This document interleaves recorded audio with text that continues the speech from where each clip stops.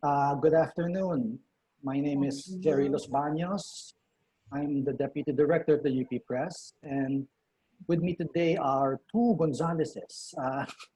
One of them a writer in English, translated into Hiligaynon, Professor Alice Gonzales, and another a writer in Filipino, Dr. Vladimeir Gonzales. And they're here this afternoon to talk about their books.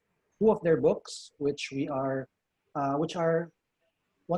two of our offerings during this All-Filipino Lit Fest, which I hope the buying public will be very enthusiastic about. Professor Gonzales is actually, her first language is Hiligaynon, I understand, but she's offering us a collection of stories translated into English, In the Womb of the Earth and Other Stories. Professor Gonzales teaches in the Humanities Division of the College of Arts and Sciences, UP Visayas. You've been teaching there since 1982, I understand. Yes. Thank you so much for joining us. You're joining us from Iloilo right now? Yes, I am. Okay, yes, thank you so much. And of course, we have Dr. Vladimeir Gonzales, a writer in Filipino. He is a teacher in the UP Department of Filipino and Philippine Literature. Siya ngayon ang isa sa pinakabatang naging chairperson sa ata ng departamento. Congratulations, I think. And he's here to discuss a book that is so new that I don't have a copy yet because we've been on MECQ and I have not been to the office for quite some time. The title is Sa Kanto ng Sa Kanto ng, tama pronunciation ko, Vlad? Makabud at Mangga. Minsan makabud, minsan makabud. Kahit ano. Okay. May eskwela. This is a collection of fiction in Filipino, which he'll be talking about in a while as well. Although Vlad is better known as a playwright. His past works have been mostly plays and screenplays nga ba? But he also writes very well in fiction. And I think your last book was in poetry. A mixture of fiction and poetry. Okay? Magkahalong fiction sa poetry. Halo so po. Lahat kaya. So let's begin. Ma'am Alice, Age Before Beauty muna. The talking points, I mean, it's impossible to begin any discussion right now in today's climate without asking, kumusta kayo? I mean, medyong komplikado yung buhay natin the past several months. Dahil sa COVID na to. And a lot of us are affected in many, many ways, psychologically, financially, emotionally. And well, since we're writers, it's just apt to ask, how has all this affected you as a writer and as an artist? Si Ma'am Alice muna. Actually, Sir Gerry, I have just retired from UP. Swerte niyo? I have just retired from UP. And when the pandemic came, I have just retired and it gave me the opportunity, double opportunity not to do any writing, but just relax and watch Netflix and YouTube and read some. So actually, that's what I've been doing during the pandemic. And because I have just retired, somehow the pandemic made me stay at home. But even before that, I've been staying at home. At syempre, probinsya yan. Kaya medyo mas masaya dyan, no? Kaysa dito sa Manila, na pakiramdam, nakakulong talaga kami.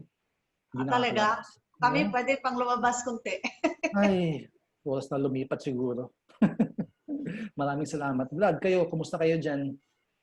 Well, ayun nga, bilang taga-QC tayo, mas ramdam yung pagkakulong. Tapos, nabanggit mga Sir Gerry na ako ay may admin position, ako ay chairman ng aming department. So, nadaanan ko rin naman yung may Netflix din ng konti, may fitness, chef mode, pa konti-konti. Pero kailangan ko rin gampanan yung papel bilang tagapangulo. So may ilang mga pagkakataon na paggawa ng mga memo, pagpapapulong, meeting sa mga kasamang faculty.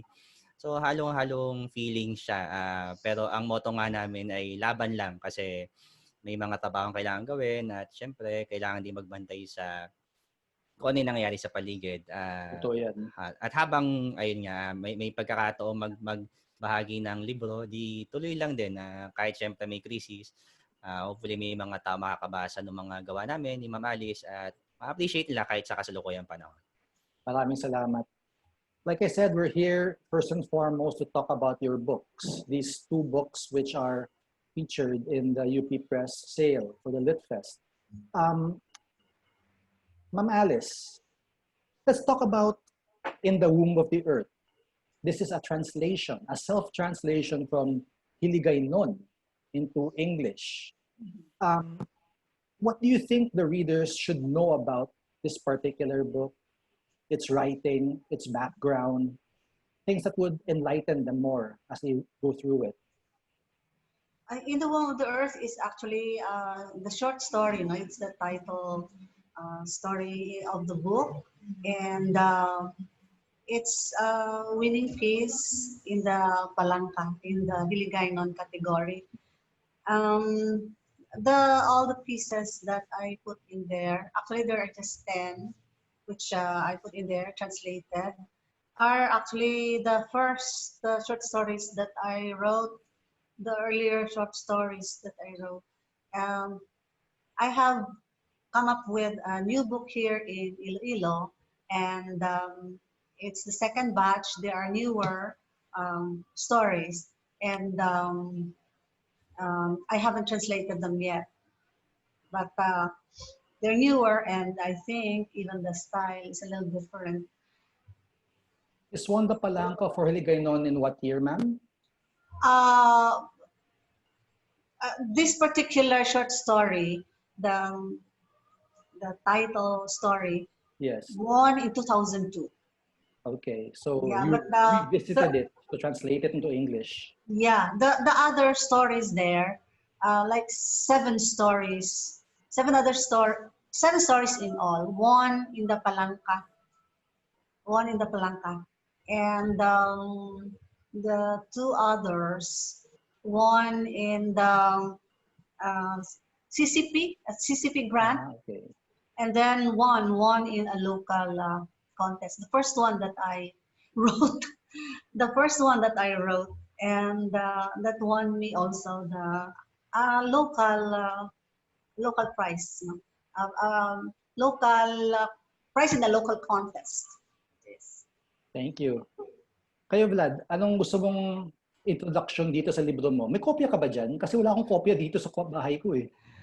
Yun nga po, dahil MECQ, wala pa rin akong kopya. Picture Ay, lang ng nako. cover. Pero okay lang. Yung sa pagkakatanda ako naman, bilang matagal ko na naipasa rin dito, siguro istorya siya sa broadest sense kasi may mga short fiction, may mas mahabang mga kwento, may ilang dula rin na maikli.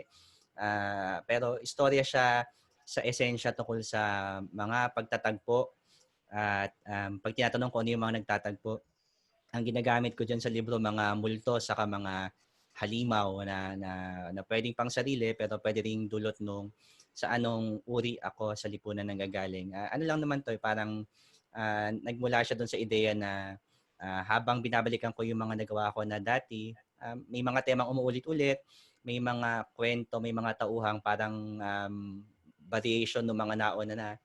At iniisip ko dati parang ano ba yung kawalan ba ng originality o wala nang bagong ideas. Pero yung naisip kong pwedeng dahilan din ay talagang may mga bagahe minsan pala ang tao na paulit-ulit na mangungumusta sa kanya, anumang edad yung kanyang pagdadaanan, lagi may intersections o pagtatagpo. At sa kaso ng librong ito, siguro mga pagtatagpo noong uri saka sexualidad na pinanggagalingan. So sa ngayon, ang aking pagkukwento naman dyan ay yung paghahayag na ako ay lumaki sa isang 80s na household na mag-anak ng mga OFW na tinatangkaring sigurong harapin, bunuin. Hanggang sa ngayon siguro yung identidad na homosexual male sa panahon na nagbabago-bago rin yung attitude tungkol dito. At syempre burden din ng issue ng pagiging middle class na tao. So may mga kwento dyan na tungkol sa mga simpleng bagay gaya ng crush, pagtanggap ng sarili, papunta dun sa mga usapin na kunwari pambayad mo sa ospital ng tatay mo na may sakit, mga ganyan na hindi mo kayang bayaran. At yung mga punto na akala mo natakasan mo na siya, pero minsan magpapakita siya pala muli sa iyo at hindi pala kailangan maging masamang bagay noon.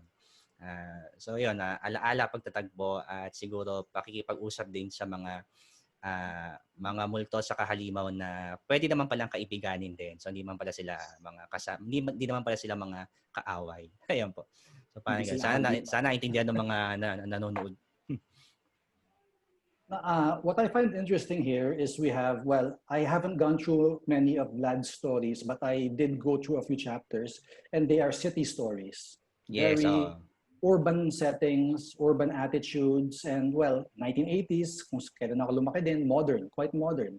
Whereas Ma'am Alice's stories are based in the countryside. Would you care to discuss your writing process with your readers? I really come from Bacolod, Sir Gerry. I was born in Bacolod and grew up there and went to college there. And then I got married here. And then when I got married here, I married into a farmer family.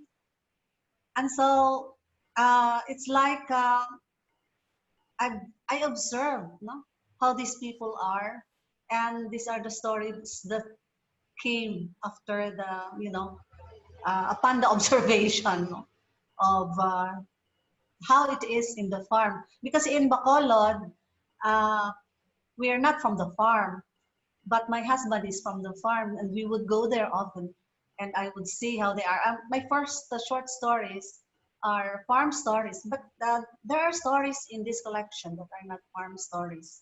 But still, they are so identifiable as Iloilo, because they are rooted in the culture of Iloilo. For example, the superstitions, the life ways, no? They are so vivid in the story. You cannot really mistake them for being in Manila. On the other hand, si Vlad, talagang alam mo, nasa Manila tayo, ano? Nandito tayo. Pag binasa mo yung description ng mga kanal, ng mga sidewalk, alam mo, nandito ka sa urban area ng Manila. How about you, Vlad? Would you like to talk about your writing process for our readers? Yung proseso nga, bukod sa nasabi nga na tama po, yung talagang city-based, urban na pamumuhay, kasama yung mga mabahong parte syempre ng pamumuhay sa lungsod, yung usok, yung panlilimahid, saka kung may mga mas tae ng aso na nga ito.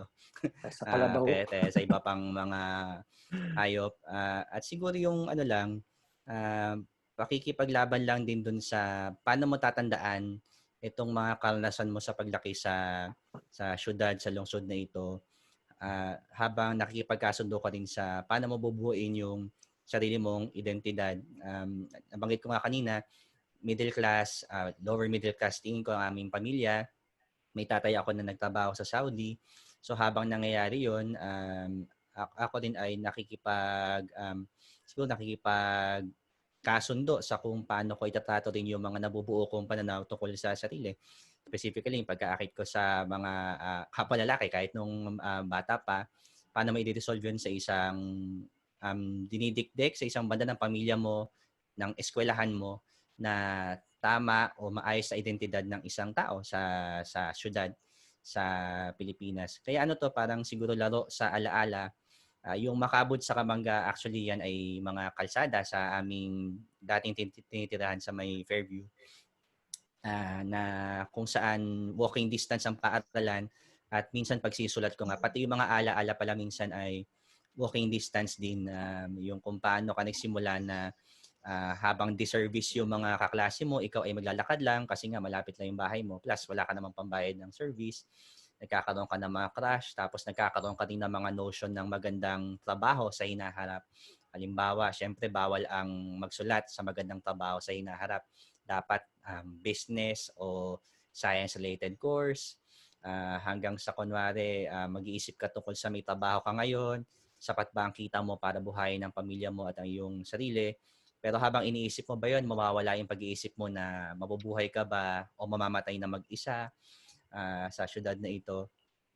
Parang salasalabat na pagtatangkang hanapan ng saysay. Tapos minsan nagigilty ka rin na makasarili ba yung pag-iisip mo na mamamatay ka na mag-isa sa panahon na may ibang mga taong nagugutom o walang pera o walang pagkain. So, iniisip ko na lahat yan ay pinaglalaroan sa tinitimbang dito sa collection na ito.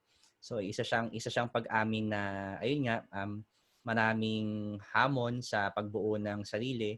Kasama rin yung sensitivity siguro doon sa paano ka makikipamuhay sa mga tao sa paligid mo at siguro yung sa isang banda pinagtatawanan mo rin yung sarili mo dahil minsan umaabot ka sa isang edad na ayun nga akala mo petty na o napakaliit na bagay na lang yung mag-isip na kunwari pangit ka ba o may mali ba sa itsura mo kaya ka hindi nagugustuhan ng mga tao pero paminsan-minsan pala regardless kung ano na yung trabaho mo, gaano kalaki yung kita mo o anong degree yung natapos mo, minsan may susundot sa'yo out of nowhere na kakamustahin ka lang para sabihin na, uy, pangit ka pala sa mata ng iba, tapos matataranta ka rin. So, yung ganong jumble sa intersection ng emotions sa experiences na nagkataon, mas city-based kasi nga ako ay kahit Laguna ako, Laguna yung probinsya ng mga magulang ko, talaga namang sa Quezon City, Caloocan City ako pinalaki.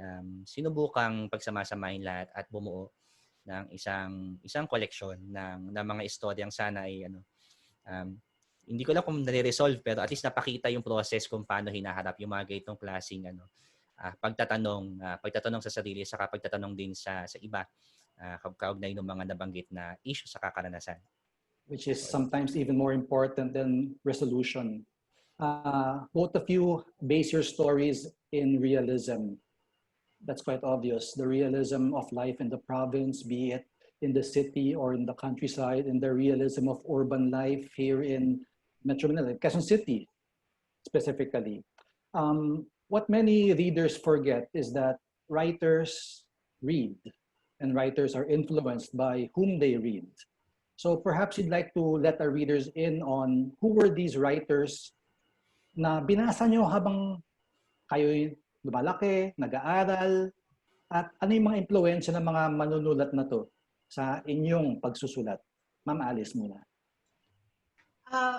Among the 10 stories that I wrote and translated, there are 2 stories there that maybe would not really fall completely under the realist mode.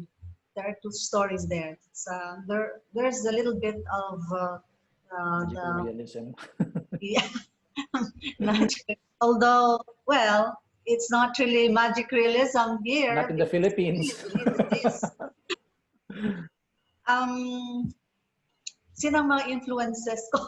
Well, I have to admit that I really started to idealize Argelia and VM. I think I finished all the stories of Argelia and most of the stories of NVM. And then later, I went on to read some other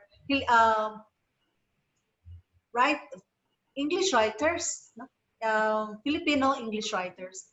And but maybe not. There's not so much influence of their influence in me, in my stories. But I read Latin American writers, and I think somehow there's a bit of that also in my stories. And of course, yes, sir. Now, not Magdalena Halandoni, or who else were the Filipino writers of those times? I read them, but maybe I'm influenced by their language, for example. I learned a lot from reading them. Juanita Cruz. Yeah, I Juanita Cruz. I turned that into a zarzuela here in Iloilo. Oh, okay. Then we brought it to CCP. We brought it to CCP. That's a long time ago, like 2003, before you were born, Sir Gerry. I don't think so. Kayo naman, ma'am. Thank you so much.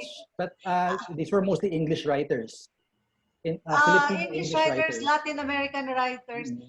I'm for translation. example, Magdalena Halandoni, I am so impressed by the the way that she incorporates culture, the Ilonggo culture in her stories. And I've been studying her lately, and I'm amazed at how suddenly something uh, is brought to light, but by something that I read about her, I say, wow, this is why she wrote this pala, no? Ganyan. Pero in terms of the style, for example, I find Magdalena Halandoni very old-fashioned, no? Well, early 1900s, so Uh, quite yeah, old. oh, yeah, she did write in Mhm. the after the war, Mhm. up to the 60s, up to the 60s, late 60s even, no? But then, still old-fashioned. Understandable. Kayo, Vlad, sino yung mga manunulat na sinubaybayan mo habang lumalaki sa Quezon City? Well, kami, siguro part nga rin nung, hindi ko na kung nakalagay sa book, pero bilang isang klase ng bata na lumaki sa school na wala masyadong literary at creative writing na background, mas journalism siya. Ang una kong bakas ng influence ay parang Jun Cruz Reyes kasi required sa mga textbook ang utos ng hari. So somehow nung nagsisimula ka magsulat yung tonong parang nakikipag-usap lang, parang nasa kanto lang, may tangka talagang parang pababawin kahit na minsan may gustong sabihin. Doon ko nakuha yung kay Jun Cruz Reyes. Siya yung isang pinaka natatandaan ko na malaking impluwensya nung nagsisimula ako. Tapos nung nagkolehiyo, buti na rin naging teacher ko yung iba. Yung iba ay nakilala ko lang sa ibang mga pagkakataon. Parang nahigop ko yung approach sa pagiging sentimental, sa paglalaro sa alaala, patalon dun sa pagiging absurdo. Medyo ganun kasi yung anyo ng libro. Conversational minsan, pero minsan bilang, pawirduhan na ng kaunti. So yung mga nabasa ko dati na parang nagaya ko sa isang banda yung approach, si Tony Perez, hindi ko pa siya nakikilala personally, pero gustong-gusto ko yung Eros and Aros Cubao, Cubao 1980, saka yung Cubao Pagkagat ng Dilim. So binabasa ko sa library. Noong nakalipat ako sa Malikayang Pagsulat mula sa BS Math sa UP, nabasa ko si Luna C. Catleto. Gusto ko yung mga kwento niya na parang nagkakwento lang tapos pagkatapos malungkot ka, hindi mo alam kung bakit. So medyo inisip kong magaya yon. Siyempre, Roland Tolentino na pop culture yung influence sa mga istorya. Tapos, minsan may tendensiyang maging absurdo yung imahen kasi may gusto siyang itawid na punto. So, naglalaro doon. Sentimentalidad na minsan may lungkot, na bitbit ng syudad, na minsan may impluwensya ng pop culture.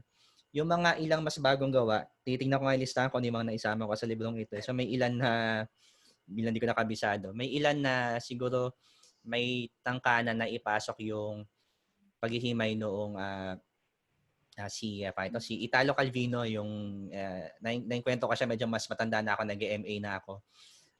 Gusto ko siya kasi nung binabasa ko siya, hindi ko siya maintindihan kung ano yung nangyayari. Kasi parang ano siya parang high concept pero tumitingin sa mga bagay. Halimbawa, may book siya na Mr. Palomar yung Yes. pamagat. Tapos, sobrang intriga ako doon kasi binabasa ko siya, tapos may feeling ako na hindi ko maintindihan yung nangyayari pero parang kumakabit siya. Kasi yung bida doon, nagbibilang ng damo. Siyempre, di siya makabilang ng damo. Nagbibilang siya ng alon. Hinanap niya kung saan mag-uumpisa, saan matatapos.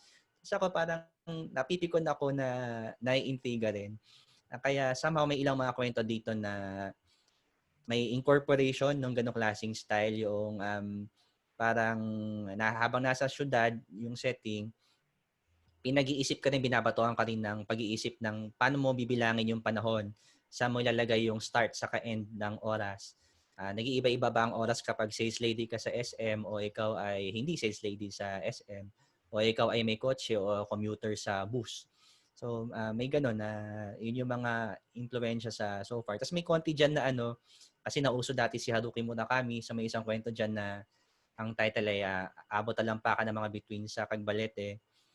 So yung style na tipong magkukwento tungkol sa isang bagay mahabang mahaba tapos bigla lang matatapos. Mga ganyan. Minsan may mga ganyan si Murakami. So yun, napasok siya dyan. Combination ng influences. Tapos may ilang mga play dyan na for the most part, lagi namang Floyd Quintos yung influensya kapag dating sa play.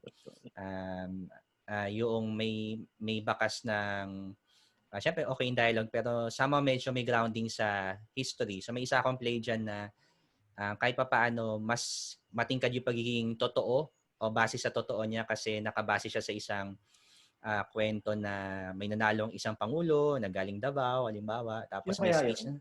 hindi nga ako sure kung sino eh. Tapos may ang character sa play ay speechwriter para sa dating pangulo na anak ng isang pangulo din na babae. 'Di ba, mga sounds familiar. So may ganung klaseng pagkabet sa ating kasaysayan kahit na recent history. So yun yung mga influences. Floyd Quintos, Luna C. Catleto, June. Roland Tolentino, Jun Cruz Reyes, at sa foreign ayun nitong huli Italo Calvino, may konting Haruki Murakami. Kahit ayaw na siya ng iba sa ngayon. So naging influensya ko siya kahit paano. Salamat, Vlad. Nasimulan na ni Vlad yung topic na to eh. Imposibleng pag-usapan yung pagsusulat sa ganitong mga panahon na hindi natin babanggitin yung politiko. Politics has influenced every aspect of our life, especially today, more than any other time possibly.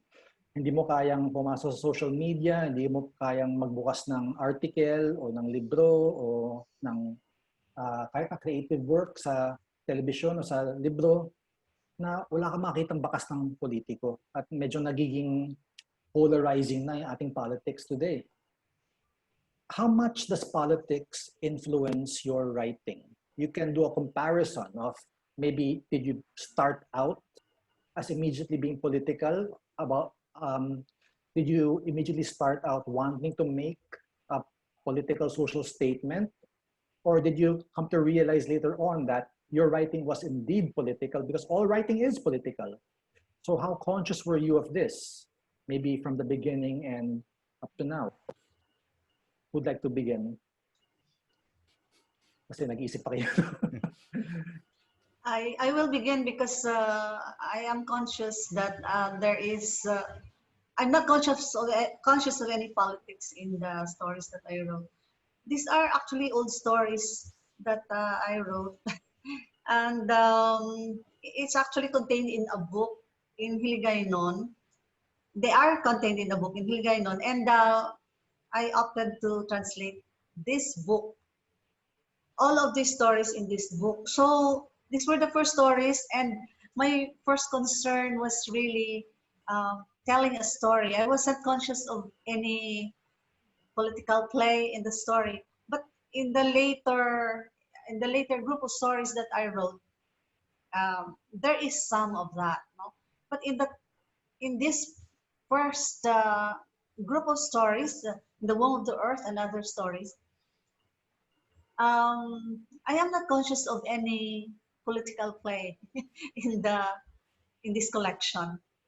How about the contrast between the province and Manila? Was this something which you was present in your mind? Were you? Yes, if you mean that as political, then yes, there is. No, I am conscious that in sa Taguangkan Sangdutay, The Womb of the Earth, for example, there is this tension between the rural and the urban. But it's not Manila really. It's just the urban. No? And well, because this is Iloilo, and Iloilo is actually a primary rice producer. And somehow, the story somehow calls for an answer which leads the main character back to the farm. So that's how I presented it. But the coexistence between urban and rural, which is so often, well, problematic. Yeah. There is, they coexist, but in some characters, there is somehow they have to make a choice whether to return to their roots and continue to work on the land or not.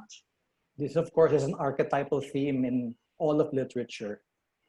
Yes, you could Forever, say that. probably continue for long, long past us. Ikaw, Vlad, alam naman natin na medyong mas conscious ka sa politics na iyong pagsusulat. But would you like to vocalize to your reader the politics of your writing? Sige, sige. Yung naisip kong pinatunguhan din ng librong ito ay siguro demonstration din ng paano ako siguro sinanay sa kanilimitahan ng pag-aaral ko sa isang creative writing na program. Maganda yung nabanggit ni Ma'am Alice tungkol sa pagsusulat natin na minsan hindi ka naman talaga malay doon sa politics nito. Agad-agad, mas gusto mo lang may interesanting tauhan ka, may interesanting conflict, may interesanting karanasan. So nagsimula naman din ako sa ganoon. Kaya lang pumasok ako sa UP sa isang programa na malikaing pagsulat sa Filipino na talagang isa doon sa malinaw na panawagan ng programa yun talaga. Dapat political ka. Dapat alam mo kung anong politika mo. At sa maraming pagkakataon, yung politika na iyon ay papunta doon sa klase ng politics na syempre class-related o race-related. So parang tinangka kong timbangin yun kasi ayun nga, nung binabalikan ko yung ilan sa mga gawa ko, sa unang tingin ko, akala ko sexual politics lang yung nilalaban niya. Siguro dahil nga din kasi may bagahe na first hand ko nararanasan kung ano man yung interaction sa may kaugnayan sa sexual politics. Akala ko hindi siya kaugnay, hindi siya bumabangga doon sa mga issue ko tungkol sa magkaka-laptop ba ako ng sarili o magkakaroon ba ako ng trabaho malaki ang sweldo.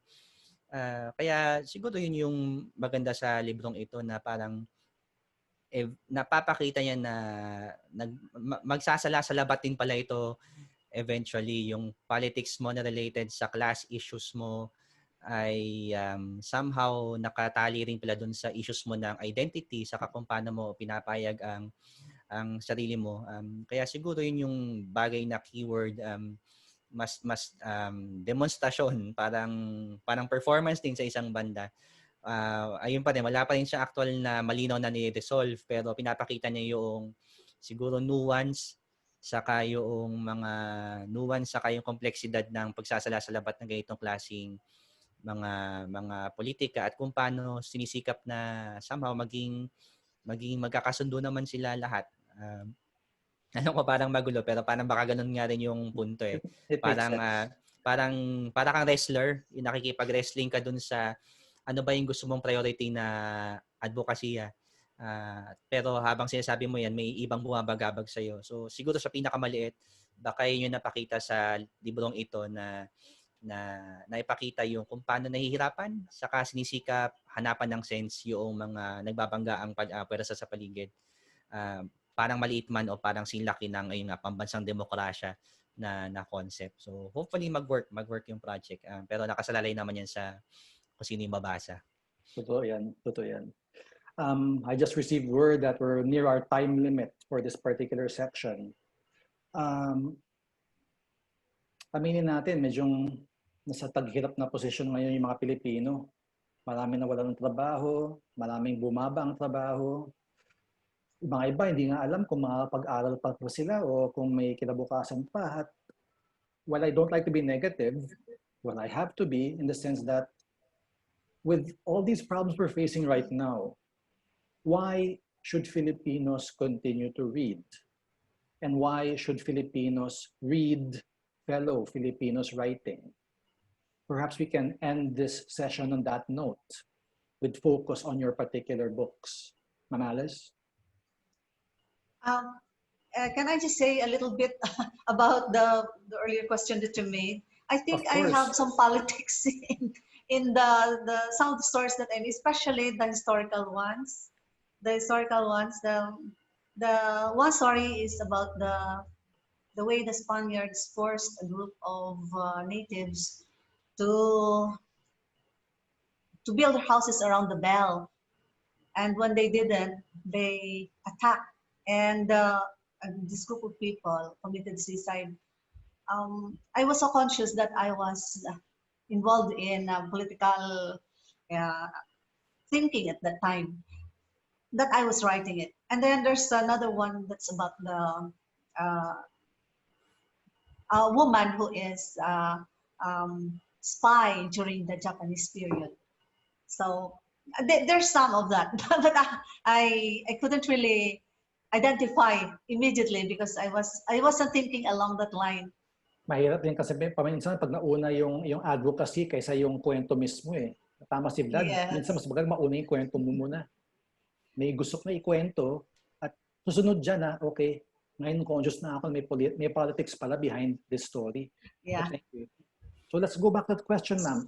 Yes. Why are books important in this day and age? Especially during the pandemic, you really need to read. I mean, what other more important things can we do other than reading?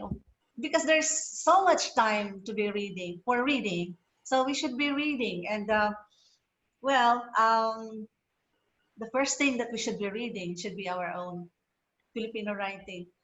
And other than that, I would like to also include the idea that other than the mainstream Filipino writing, which are in English and in Filipino, I would suggest that the readers also read those in the provinces, like Iloilo, because it is so much a part of Philippine literature.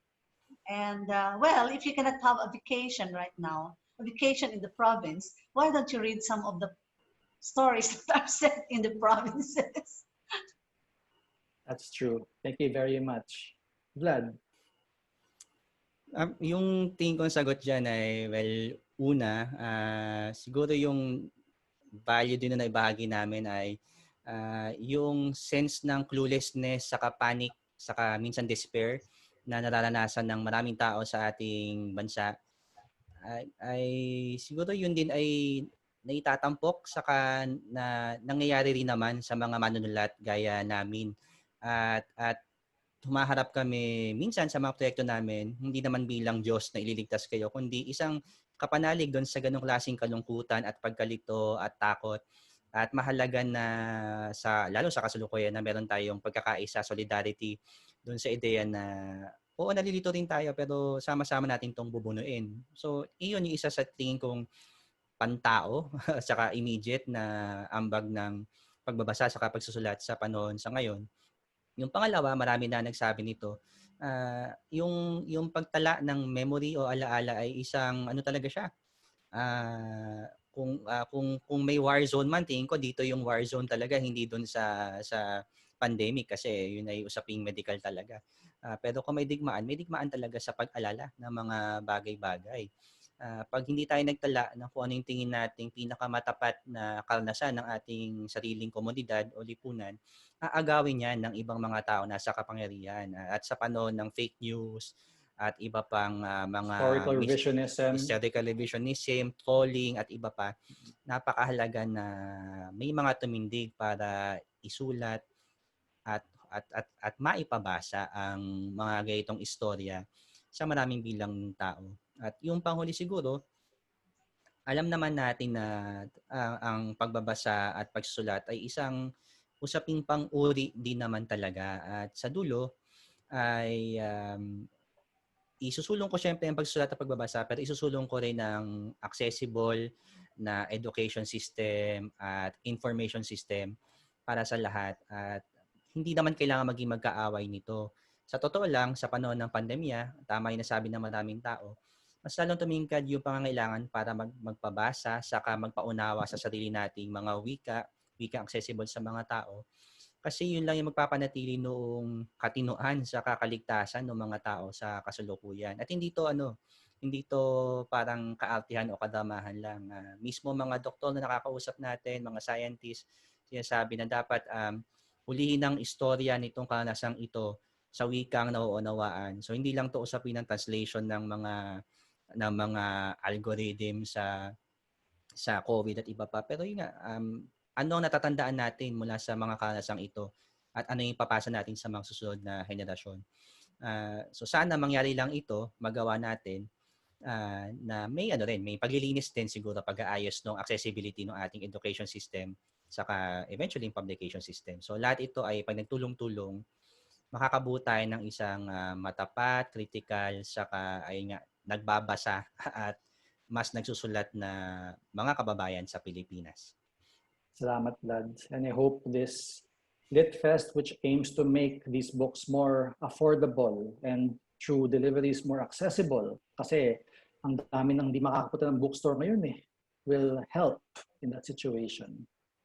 Do you have any final words for your readers before we wrap up this interview, Ma'am Alice?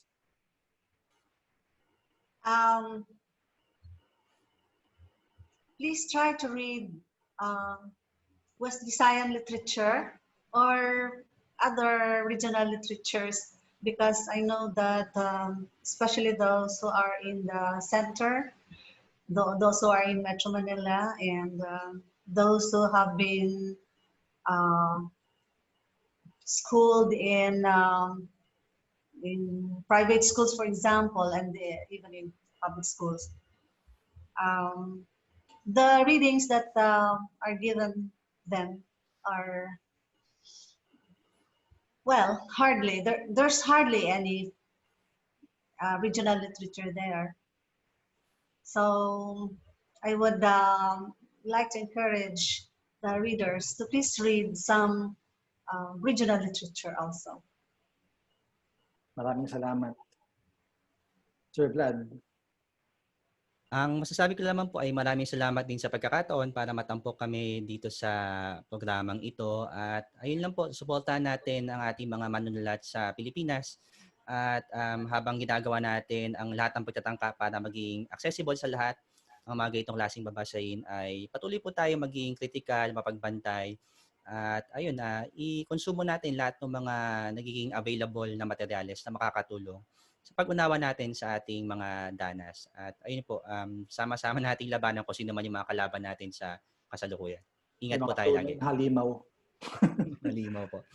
Maraming salamat sa inyong dalawa. With that, thank you very much for those watching. I hope you head on to the UP Press site on Shopee and buy our books, especially these books by Professor Gonzales and Professor Gonzales. Maraming salamat.